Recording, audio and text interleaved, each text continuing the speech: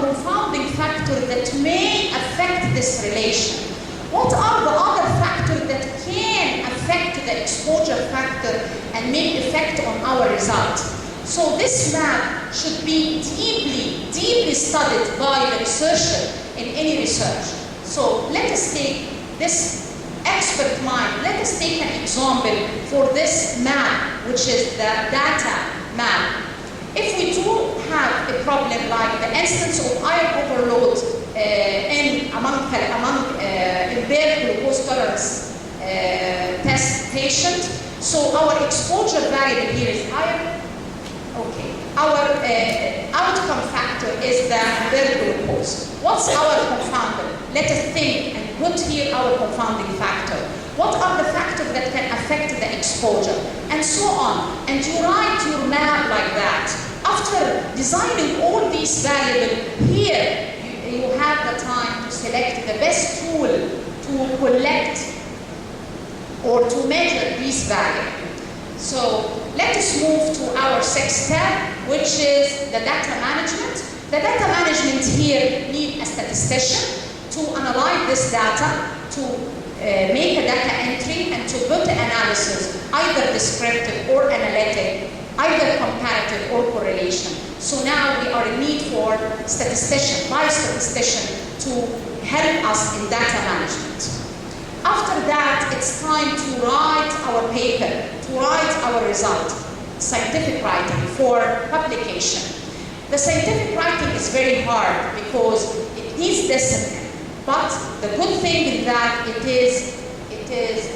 can be learned by practice. Practice makes perfect. So please write your paper in an enjoyable way. Write it in a clear, complete, concise way. So this will attract the reader, will attract the reviewer, will attract the editor. So make your writing interesting. As Samuel Johnson said, what's written without effort is generally read without pleasure. So please spend effort in your writing to make it enjoyable. After that, we should select our journal. Selection of the journal is very important.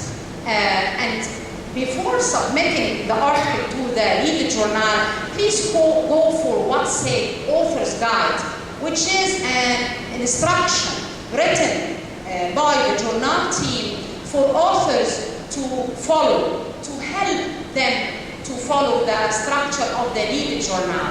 After following the author's guide and write the article following the instruction, how to deal with editors and peer reviewers. Editors and peer reviewers, they are our colleagues. They are researchers as us. So please respect their opinion, but respect their opinion and don't agree with them in all things. So answering or dealing with editors and peer reviewers does not mean you should agree with every suggestion said by them. You should think and argue because they are your colleagues. They are not superior people. They are our colleagues. They are researchers like us. Lastly, how to deal with the publisher. After acceptance of your publication, your manuscript will be forwarded to the publisher to transfer its format to the format of the journal. So after that, you will get what's called copyright transfer and proofreading. What should we do in that? In a proofreading, you should finish it in a very short, challenging time. And to answer any problem and to raise any problem inside your proofreading in a very short time, not exceeding 48 hours, to follow the timeline and turn it over as short as possible.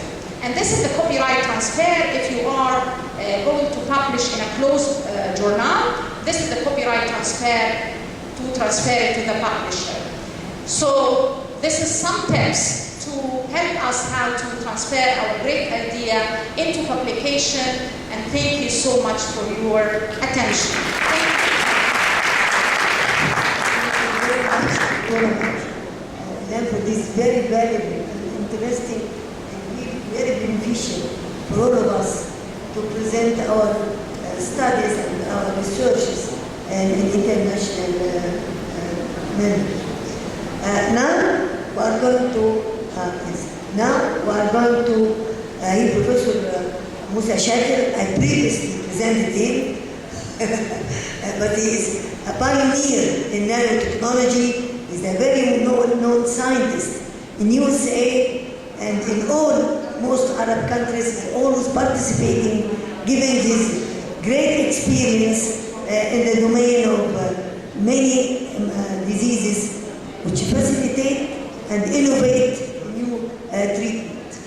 Professor Dr. Shakir is going to present a complex multifunctional pathophysiological process in sickle cell disease, implications in developing therapeutics. Please, Dr. Shakir.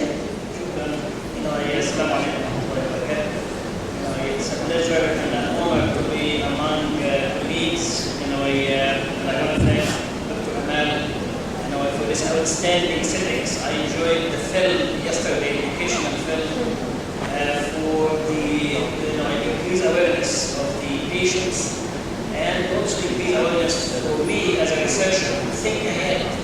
What can I make an impact to help those patients? Improve the quality of new pharmaceuticals that we might be able to introduce to these patients, so we can make them simplify their life and make them live a normal life. And I'm glad that Professor Alhan started before me, because I think she paved the way how to think in a rational and systematic manners. And when I talk to you about complex multifactorial pathophysiology process in sickle cell disease, usually I search for the solution to the problem. And this is what I will start to review the problem and how I design my studies to approach a real solution that will make sickle cell patient live the normal life. So I'm going to take you step by step to magnify to show the problem. It's a very simple problem to begin with. But of course, like thalassemia, it's a very simple problem to begin with. But the patient is being subjected to transfusion, iron overload. So actually the problem becomes so complicated and compounded. And the consequence of the complication is too serious. And all we are dragged into here, we try to manage the complications. But we are not really solving the problem to begin with. So I'm going to emphasize these kind of key concepts when I talk about sickle cell disease. Sickle cell disease is a very simple abnormality, is a rare disease and worldwide. But of course, it is a very significant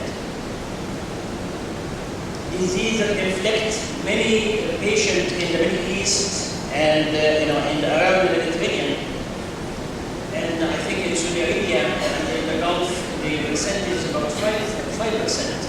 It's a very high number, and it is preventable, by awareness, by screening. But at the same time, you have patients that you have to help.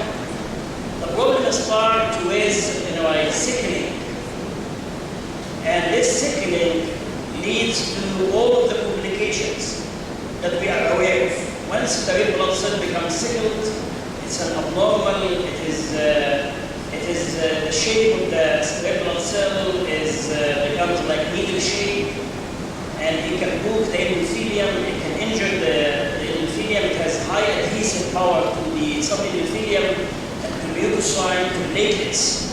Also, the sickled red blood cell have tendency to hemolyze. So you have hemolysis. So what you do, you release free hemoglobin. The free hemoglobin, I'm going to put the cursor here, here it is. The free hemoglobin will scavenge normal nitric oxide. So you end up having a deficit in nitric oxide. You end up having vasoconstriction. So the vasomotor function is in deficit. Also, you have the coagulant activity. Sickled red blood cell can stimulate monocyte. And monocyte tissue factor upregulation. coagulation factor initiation. So you have patient and you have hypercoagulable state. You also stimulate platelet function. Inflammation is going to stimulate monocyte. Inflammation and hypercoagulation. Also, you have a deficit in nitric oxide. Now you have imbalance of the natural antioxidant. So you have oxidative stress. You have ischemia infusion injury. You end up having all of the organ complications, cerebrovascular disorders, stroke, pulmonary hypertension. Of course, the painful crisis, which is the signal, to tell you that there is ongoing damage. And actually what we do currently, we try to manage the pain. And but the complication is ongoing. So I try to challenge myself and the team that worked for me at the Research and Development Center in Albany, New York, which is called Pharmaceutical Research Institute. Can we stop the sickling? Can we normalize the second red blood cell to make it normal, like donut shape, so they can stay, and move into the vasculature without transforming under hypoxia into the second shape. So that's what we try to do, and I think we are very close to achieve a very novel compound that will do that. And I will share with you some of these concepts. But before I get there, I want to just emphasize the simple problem to begin with, which is one amino acid switch in the hemoglobin from glutamate into valine. Glutamate is a hydrophilic. Valine is a hydrophobic amino acid, very rigid in the structure. This very simple amino acid change leads to all of these problems that we are witnessing in sickle cell. Of course, hopefully with gene therapy, we can fix that very simple change in the amino acid sequence. That is the ultimate goal. But in the meantime, we need to make, to have those sickle cell patients live a normal life by providing them with a true anti-sickling compound. And that doesn't exist as we speak, but it's very close to be advanced to clinical development. So molecular and pathophysiological changes, cellular pathophysiology, vascular, biochemical changes, and clinical pathology. These are the manifestations that you can track one by one. And I will show you the evidence for all of these 5 different steps that lead to the communication that we are familiar with. As I said, it's a very simple switch in one amino acid, which is converted from glutamate into valine. And that will change the whole structure and the configuration of the hemoglobin in sickle cell patients. So again, here you have the 6 codon of beta globin gene. The glutamic acid is converted to valine.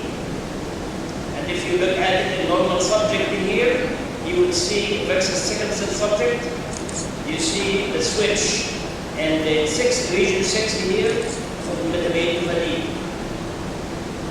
Cellular changes due to the simple amino acid switch. Cellular changes here under hypoxia, the red blood cell in a sickle cell patient, it will become converted into, if you take a simple smear, you can easily diagnose it. You can see this kind of shape, this shape. This you can see that it's almost needle edges. When it passes through the endothelium, that will create a damage to the endothelium. And that's the beginning of a lot of problems in the endothelium. When you insult the endothelium, you can have platelet adhesion. You can have thrombosis, microthrombi. You can have leukocyte adhesion and transmigration and damage, oxidative damage, and inflammation. So you can see very clearly here under hypoxia, the rounded shape. We call it donut shape. Red blood cell become almost like a fiber, long fibers, strands, with edges. And this can be reversed by oxygenation. And if these kind of sickle red blood cells circulate, it will adhere to platelet, to leukocyte, to platelet, to endothelium, and will create an unpleasant reaction in the microvasculature, leading to cerebrovascular disorders and a lot of complication in the vascular beds. And it activated the leukocyte. With the activation of leukocyte, you will see an overexpression of many of the markers. Even if you take blood sample from this patient, you can see a rise in many E-selectin, B-selectin, L-selectin, the ICAM, the VCAMs, all of these biomarkers of leukocyte activation and endothelial cell activation and platelet activation. And the vascular changes are very clear. You have red cell injury and hemolysis. So you have, now when you have hemolysis, you have free hemoglobin. You can sequester nitric oxide, adhesion to the endothelium, formation of heterocellular aggregation, platelet with red blood cell, leukocyte with platelet, and platelet, so you can see this heterocellular aggregation, vaso-occlusion in adjacent vasculature, and increased inflammation and angiogenesis and hypercoagulation and complement activation. These are very deleterious biochemical abnormalities. The biochemical changes are very apparent.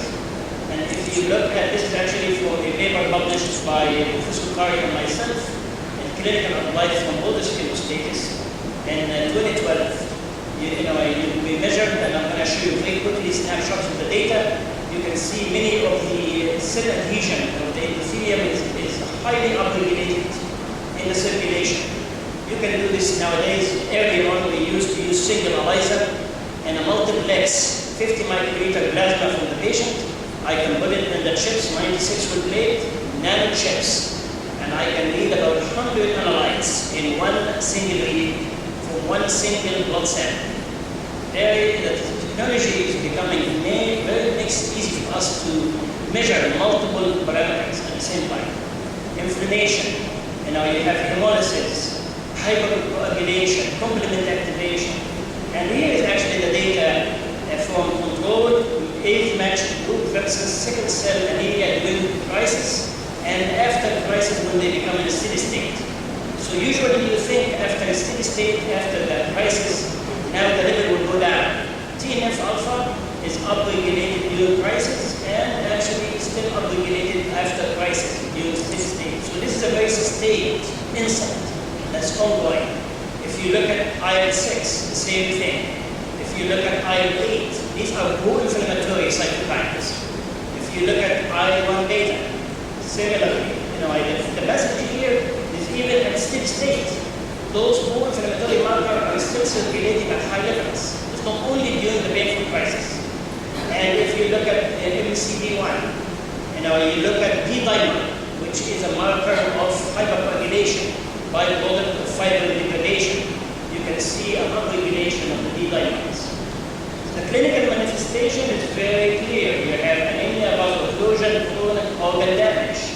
And the goal of the current management is unfortunately very limited and very primitive in my dictionary. No matter what we talk about, hydroxyurea, all of these are very primitive approaches. This is not really very efficient approaches.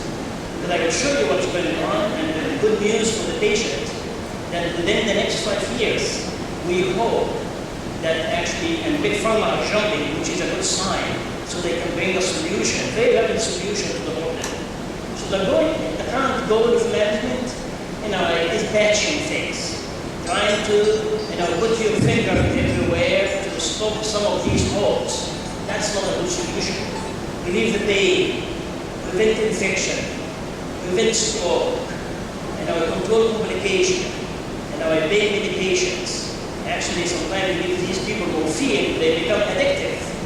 So it becomes a very social problem that we have to deal with. And the pain by itself, unpredictable, it comes in cycle. These patients actually, sometimes they are very close to commit suicide because of they are waiting for the crisis to come. Eating bad, hydroxyurea, mediocres in my dictionary, because a lot of people sometimes praise hydroxyurea. This is the only thing we have, I understand that. But that's not really the ultimate goal that we should asked for, folic acid, and name many others. Here are the current status, again, hydroxyurea. It is good for now to help us reduce some of the complications. But we need to actually help these people live a long life. That is the goal. Nitric oxide, L-arginine, phosphodiesterase inhibitor to provide vasorelaxation, endothelial receptor antagonist, which is to cause vasorelaxation and diminish the vasoconstriction. And there are anti-selective, which are in phase 1, phase 2 clinical trial. I can tell you even I'm not convinced. Just by trying to stop the adhesion, it is a good step in the right direction. But it's going to take one aspect of the complex pathophysiology. Low molecular weight heparin, which was done in clinical trial by Professor Fari, and I was involved in that trial, double-blind randomized trials. A 250 patient, a landmark study that actually the American Society of Hematology, the ASH, used it as a gold standard. One of the landmarks to the biggest trial ever. 250 double-blind randomized, 125 placebo, and indeed there was a very significant shortening of the time. There was a rapid resolution of the crisis, and the patient was able to get outside the hospital within 1 to 2 days, as opposed to stay for 5 to 7 days. And there are several other direction under exploration in preclinical and clinical, the thrombomodular, and you have L-glutamate, thiol-containing compound like this, the metabolite from the honey, from glucose, is called 5-hydroxymethyl-2-furan. This has very partial anti-sickling activities, about 10 to 20% anti-sickling activity, but the patient has to take 7 grams of that compound. So the dose is very high. There is also endothelial antagonist and weaker low molecular weight heparin is being introduced into phase 2 clinical trial. And actually I'm working very heavily in advancing a totally non-anticoagulant low molecular weight heparin, but sulfating the compound. I'm going to show you some of these features. This is one of the compounds that's a weaker low molecular weight heparin, have weaker anticoagulant, still have the attached pentasaccharide units within the molecule. So you expect to have bleeding with this compound similar to low molecular weight heparin. And you can dose it very high. Heparin is a magnificent molecule. What handicapped the heparin or low molecular weight heparin is the anticoagulant, systemic anticoagulant. So what we did here is we made a derivative of low molecular weight heparin by opening this pentasaccharide ring. The ring, I'm trying to get the cursor here. There it is. I'm opening this ring. When you open this ring, you get rid of the antithrombin binding. If you are a hematologist, you know what I mean. You get rid of the anti-10A, anti-2A, and the systemic anticoagulation is done with the way. I dosed this compound, and I compared it to every low molecular weight heparin, up to 800 milligram per kilogram. And it's well tolerated, and there is no change in the EBTT or anti-10A or bleeding. If you move a low molecular weight heparin from 1 milligram per kilogram to 5 milligram per kilogram, you will have a serious bleeding, and the animal will die from bleeding. Here, you will go to 800 milligram per kilogram. So that gives me the option now to realize the full potential of the glycosamine-glycan heparin. How are you doing? I'm doing okay this time? Okay. Give me a signal. So what we did here, if we look at the pharmacology of low molecular weight heparin, these heparin have anti-adhesive. Look at the red segment here, anticoagulant, anti-10A, anti-2A. It's a good thing if this is what you want to get out of low molecular weight heparin. And anti-angiogenic effect, endothelial relaxation effect, endothelial relaxation via increasing NO production, local antithrombotic effect via release of tissue factor pathway inhibitor. You have an anti-inflammatory by inhibiting NF-kappa B, and then you have anti-complement activity. What we did with this phosphated non-anticoagulant heparin is get rid of this red box. So we still maintain all of the others. All of the others, effect require a higher dose in order to be achieved. And, and that enabled us to get the full potential of heparin without worrying about the bleeding side effect. And what we found, to our surprise, we have made 50 derivatives out of this, and about 2 out of the 50 derivatives of this molecule, it gave us an anti-signaling effect. This was discovered about 6 months ago. And if you give blood from a sickle cell patient, and you put 1 to 10 microgram per ml of blood, incubate them overnight for 24 hours under hypoxia, versus control, a red blood cell from a sickle patient, 100% of the blood incubated with this derivative, not all derivatives, this derivative, happened to keep the red blood cell in a normal donut shape. However, in the control, all of them, 90% of them converted into the crescent shape. So this is a measure. Besides, we really know, and we tested and we published the anti-adhesive effect, the anti-selectin, the NO, the antithrombotic, local antithrombotic, but not systemic anticoagulant, anti-inflammatory, NF-kappa blockade, the anti-complement activity. And we have tested this in a transgenic sickle cell mice. And now we are in the process to scale it up GLB and go back in the US to design a phase 1, phase 2, a rare disease, orphan indication, which take a very short period of time to achieve. And then go back to the multi-center trial in the Middle East to do the phase 2 clinical trials. So this is the plan, for this compound. So this compound, if I summarize it, is pharmacology. It's an anti-signaling. It has very safe, it can prevent adhesion, abnormal adhesion, and it can also induce endothelial cell-dependent relaxation, local antithrombotic effect, and also it has increased affinity for the vascular endothelium. So, but the bottom line and the best I like about that derivative is this anti-signaling. The hemolysis will not happen, and all of the consequences will not happen. But if any of the blood cells escape the anti-signaling effect, we can prevent them from adhering to the endothelium. We can prevent them from adhering to the leukocyte to induce inflammation. Because this compound has an anti-inflammatory, an anti-complement, and also local antithrombotic, which will block any risk of cerebrovascular disorders. The good news is actually once we move this, Big Pharma are knocking on our door to support a mega clinical trials. And that's good news for the patient. I look at it this way. So they're entering the race of rare diseases, toward bringing the real development to manage sickle cell disease patients. So with this kind of advances, we believe till gene therapy comes, sickle cell patients will live a normal life because they can keep their sickle blood cell to be normal, rounded, like normal red blood cell, 24/7.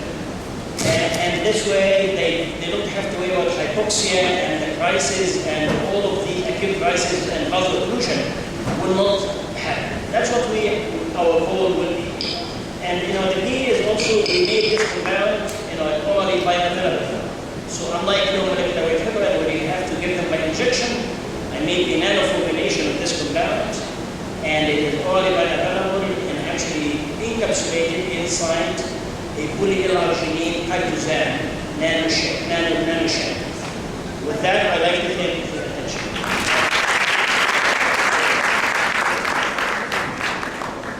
We are very thankful to Professor Dr. one of the pioneers indeed, for this informative, highly scientific, up-to-date.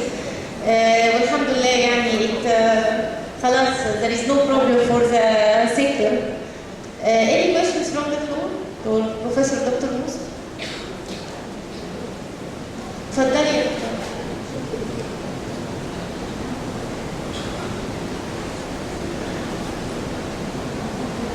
أنا بس كنت عايزة أسأل الأنتي سيكليك إفكت lasting for how long؟ الأنتي سيكليك إفكت lasting for how long؟ يعني المفترض إن البيشنت ياخد الجرعة كل قد إيه؟ You know, this is what we are trying to do to begin with. We are trying to do it once a day in an oral dose form. You know, the nanoformulation can give us an advantage where we can do cold release, where the patient can take it once a week. Because we can do slow release kinetics to get the blood level. Because our target is in the blood. So I have to keep the blood to be circulating and floating in the blood. And certain percentage of it, by certain sulfation, is stuck to the endothelium to reduce the relaxation of the endothelium and also to prevent any sickle cell that can escape the anti-sickling effect not to adhere to the endothelium. So the primary goal to begin with once a day. And after that, we can do a second generation where we can do it once a week, once a month, I hope.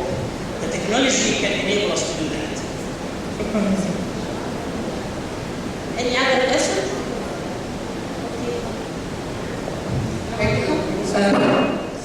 It was a very nice topic. I want to ask about if this will solve the problem of gene therapy. Yeah, gene therapy failed to solve this problem about sickling. And also I want to ask why eye damage. This is what the mode of action. What kind? Mode of action in eye damage in sickling person. Is this rising يعني اتعمل البوبيوليشن عندهم sickling فعلا بيحصل eye damage وده ممكن يؤدي للبلايندنس ولا وات ولا فيترس فيمورس or what؟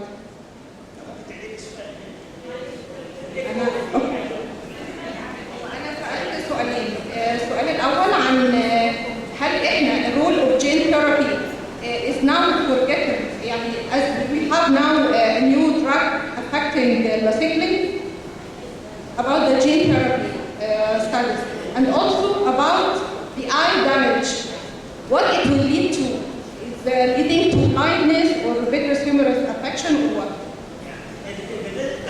With regard to, if you have patient, sickle cell patient, which really have, say, cerebrovascular disorder, they have a stroke, and so the complication is there. Now we have to manage these complications. If you have an eye damage, this is, we lost the patient. So now you have to manage those already disease as a new disease that happened to this patient. But I can prevent, a patient, any complication. If patients start with disability, they can have a normal circulating red blood cells. And the damage will be prevented. But the existing damage have to be managed separately. The gene therapy, still need to be worked out. It might take another 15 years. This is much faster track. But I am very confident that eventually gene therapy will come. But when is going to come? And is this therapy, this is the low risk. So gene therapy have a high risk. And it might take 20 years till we master the gene therapy. In the meantime, we have to help these patients. Dr. Musa, thank you very much for your presentation. I'd like to ask you about two things. Do you have any preliminary data? You said that it has an anti-hemolytic effect. So was there any evidence on any hemolytic indicators that it has offset the hemolytic process in sickle cell?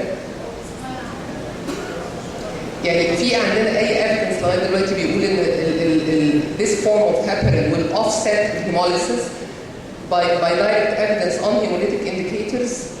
Because as we all know that the sickle cell is not only a hypercoagulative state, many of the complications, even a stroke as pulmonary hypertension, are related to the hemolytic process.